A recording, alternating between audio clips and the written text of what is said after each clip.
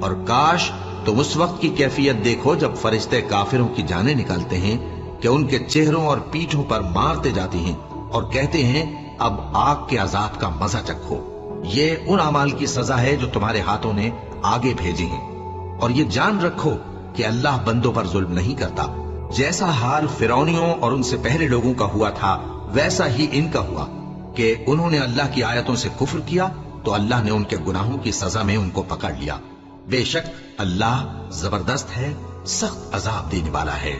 یہ اس لیے کہ جو نعمت اللہ کسی قوم کو دیا کرتا ہے جب تک وہ خود اپنے دلوں کی حالت نہ بدل ڈالیں اللہ اسے نہیں بدلا کرتا، اور اس لیے کہ اللہ سنتا جانتا ہے۔ جیسا حال فرعونیوں اور ان سے پہلے لوگوں کا ہوا تھا ویسا ہی ان کا ہوا۔